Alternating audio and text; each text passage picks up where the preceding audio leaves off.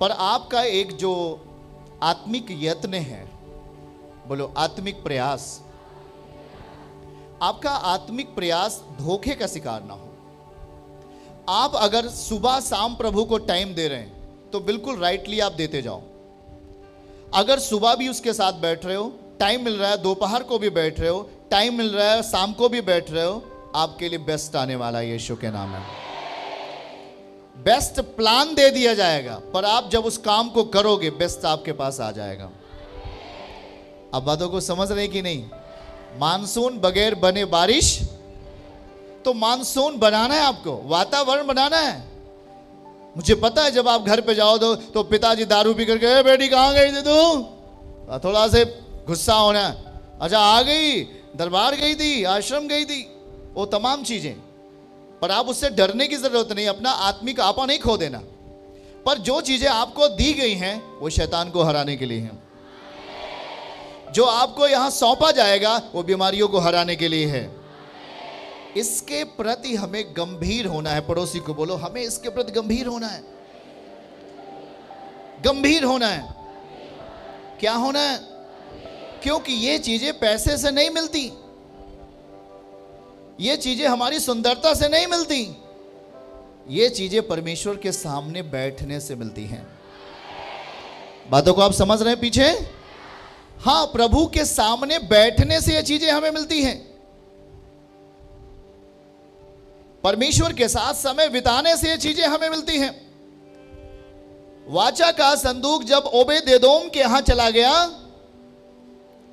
केवल इतनी सी बात हुई थी कि दाऊद जब दाऊद के यहां दाऊदपुर में वाचा का संदूक, मतलब परमेश्वर की प्रेजेंस, खुदावन की उपस्थिति आ रही थी।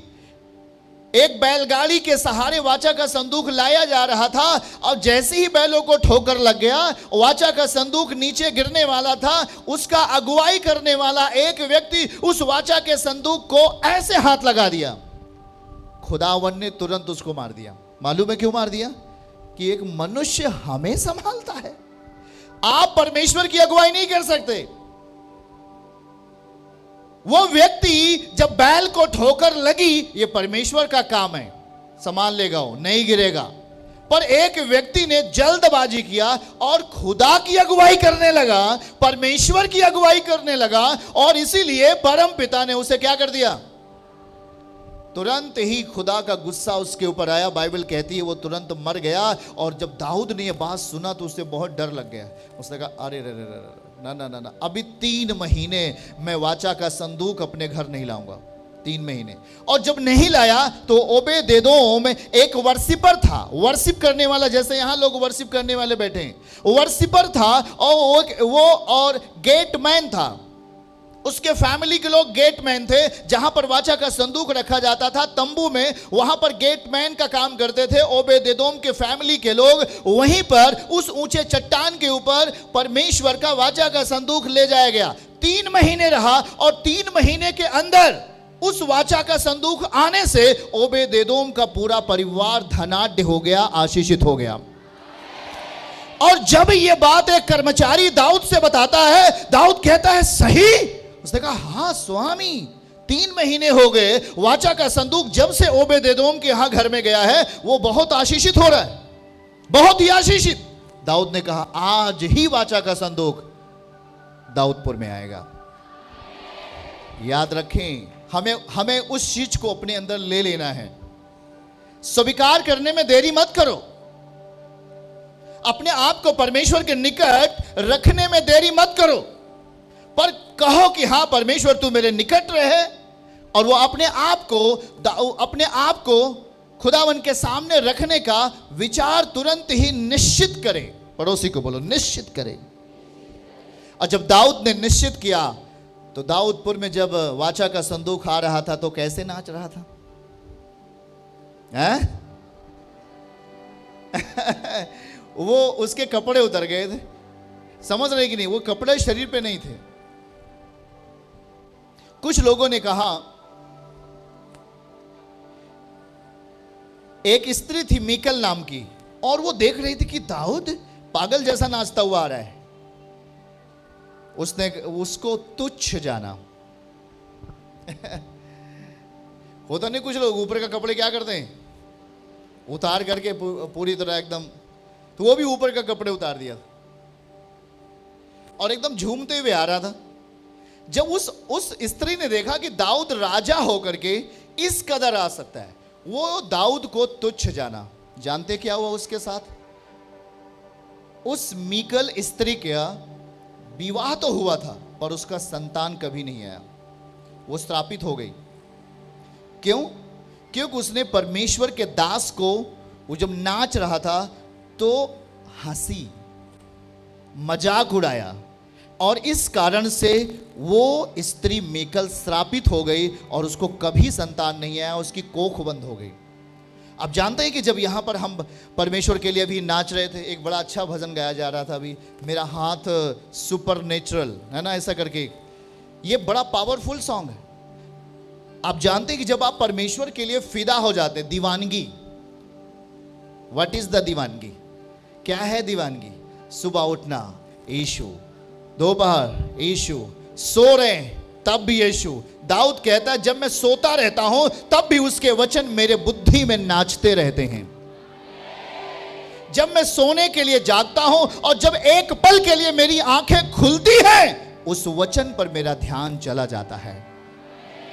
याद रखना, क्योंकि वचन एक ऐसा सीड है, एक ऐसा बीज है। सीड को अपनी जिंदगी का नीड बनाओ ताकि तुम सफल हो जाओ। यीशु मसीह के नाम में सुन लेना, जब तक परमेश्वर का सीड आपका नीड नहीं बना, नीड मीन्स जरूरत, तब तक आप बेकार हो। दाऊद इस बात को समझ गया था कि परमेश्वर ही है जो हमें आशीष दे सकता है, परमेश्वर ही है जो हमारी जरूरतों को पूरा कर सकता है, परमेश्वर ही है जो हमें ऊंचा उठा सकता है। याद रखना। और फिर दाऊद जब लेके आ गया, याद रखो कि परमेश्वर कभी मंदिर में नहीं रहा। मंदिर का मतलब उसके लिए कोई मकान बना दिया जाए, कोई घर बना दिया जाए, वहां परमेश्वर रहे, ऐसा असंभव है। एक व्यक्ति था, दाऊद का बेटा सुलेमान ने, दाऊद ने इच्छा की थी परमेश्वर मैं तेरे लिए घर बनाऊंगा, क्योंकि तू बहुत सालों से, लगभग 3000 सालों से, 3500 सालों से तू मंदिरों में, तंबुओं में रहता हुआ आया है। अब तू, मैं तेरे लिए एक भवन बनाऊंगा। परमेश्वर कहता है यार तू मेरे लिए भवन बनाएगा? मेरे लिए कौन सा भवन बनाएगा? स्वर्ग मेरा सिंहासन, पृथ्वी मेरी पांव तले की, तू मेरे लिए कैसा भवन बनाएगा? चल अच्छा जिद करता है, परंतु तू नहीं बनाएगा। मैं तेरे हाथों से अपना भवन बनाना नहीं चाहता, क्योंकि तेरे हाथों ने खून बहाए हैं। 66 युद्ध लड़ा जिसमें कत्लेआम हुआ है। दाऊद ने बहुतों को मारा। एक कहावत है, साउल ने 1000 को मारा और दाऊद ने लाखों को। साउल 10,000 को मारा तो दाऊद लाखों को। यह कहावत उस जमाने में चलती थी। तो मतलब दाऊद जितने भी युद्ध लड़ता था वो सब जीतता था, उसके आगे कोई सफल नहीं होता था, क्योंकि परमेश्वर का मस्सा उसके ऊपर था और वो अपने मस्सा को खोने नहीं देता था। वो अपने मस्सा को बड़ा ही अच्छा वातावरण देता था। अगर कोई उसे कुछ बोल रहा है तो वो चुप हो जाता था, राजा होने के बावजूद भी। अगर उसे कोई कुछ बुरा शब्द बोलता था तो हाँ, वो अपने आप को सचेत करता था, सावधान हो जाता था और गलती मानने में नंबर 1 था। हेलो, क्या चीज? अगर उसने कोई पाप किया हो तो आप जस्ट ही पढ़ लीजिएगा पहला ऐतिहासिक केस में, और फिर उसी चैप्टर में पढ़ लीजिएगा। याद रखो कि जब उसने बत्सेबा को अपनी पत्नी बना लिया, जो उसकी पत्नी नहीं थी, वहां पर पाप करने के बाद जब उसका संतान की डेथ हो जाती है, मर जाता है, तब वो तुरंत ही माफी मांग करके नए काम में शुरू हो जाता है। मतलब नया, अपने आप को नया करके आगे चल देता है। मतलब कि माफी के साथ जीने वाला व्यक्ति था, क्षमा मांगने के साथ जीने वाला व्यक्ति था दाऊद, और इसीलिए जीवन भर परमेश्वर उसके साथ रहा। वो कभी हारा नहीं। पड़ोसी को बोलो, कभी युद्ध नहीं हारा। क्यों? क्योंकि वो अपने ऊपर का मस्सा क्या करता था, वो बरकरार रखता था। इसलिए दाऊद, जब हम आप साथ में पढ़ें तो कैसे बरकरार रखता था? हमारे साथ जल्दी से भजन 54 अध्याय को अगर आप वहां पढ़ें तो हम आपको कुछ खास बातें आप सीख पाएंगे। भजन और उसका 54 अध्याय, शायद 55 और उसका 16 और 17 पढ़ेंगे। वहां पर लिखा क्या है, आप लोगों को मिल गया? ओके, आप ध्यान से देखिएगा सामने। अगर नहीं मिला कोई दिक्कत नहीं, सामने आपके पास है। परंतु मैं तो परमेश्वर को पुकारूंगा।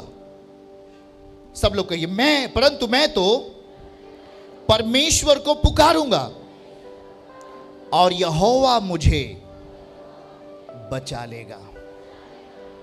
This is the confidence. एक विश्वास है, मैं जब पुकारूंगा वो मुझे निश्चय ही बचा लेगा। शुरू में जब किसी दुष्ट आत्मा को निकालना होता था, जब शुरू में आज के 4-5 साल 6 साल पहले, तो कोई उग्र दुष्ट आत्मा जब हमारे सामने आता था तो एक बार हमारे मन में आता था, यार कहीं इसके लिए दुआ करो, निकले कि ना निकले, कहीं नहीं निकले तो न कैसे क्या होगा, ऐसे जब आप छोटे बच्चे होते। लेकिन जैसे जैसे टाइम बीतता गया और अपने आप को मैं परमेश्वर के वचन के वातावरण में लेके चला गया, अब तो ऐसा लगता है कि उसको मेरे सामने मत लेके आओ, केवल दूर पर रखो, वो सही हो जाएगा। वो चाहे कितना भी सामर्थ्य दुष्ट आत्मा क्यों ना हो, वो उसको जाना ही जाना है, क्योंकि मैं अब नहीं, मैं अब मसीह में हूं, अब मसीह मुझ में जीता है। हालेलुया। पढ़ पा रहे हैं 17 आयत, क्या लिखता है दाऊद? कहता है, सांझ को, भोर को और दोपहर को तीनों पहर मैं दुहाई दूंगा और कराहता रहूंगा और वह मेरा शब्द सुन लेगा। देख रहे हैं मस्सा अगर आ गया उसे बढ़ाओ, तेल आ गया ऊपर तो उसे बढ़ाओ। मतलब ये कि जिस काम के लिए आप अपना सोचोगे वो काम अतिशीघ्र हो जाएगा। ये मस्सा का काम है। परमेश्वर आपको मस्सा करता है जब आप परमेश्वर के दास के साथ समय व्यतीत करते हैं। जब आप परमेश्वर के साथ समय व्यतीत करते हैं, आपके ऊपर मस्सा जाता है, अभिषेक जाता है, और आपका जो स्तर होता है, लेवल होता है, वो बढ़ता जाता है। वो तुरंत आपको समझ में नहीं आएगा, आपको तुरंत ऐसा नहीं लगेगा। लेकिन जब आप किसी युद्ध में होंगे, मतलब जब कभी आप कहीं ऐसे स्थानों पे होंगे जहां पर आपको शैतान खींच रहा हो, या आप कहीं फंसने वाले हो, या कोई आपको फंसाने वाले हो, या आप कहीं गिरने वाले हो, ये मस्सा आपके लिए काम आएगा। चर्च की सभी प्रार्थनाओं को और परमेश्वर के दास के द्वारा टीचिंग सुनने के लिए और अपडेट्स को जानने के लिए हमारे इस चैनल को सब्सक्राइब करें और साथ में बेल आइकन को दबाएं, ताकि जब भी लाइव प्रार्थना हो तो सबसे पहले आप देख सकें।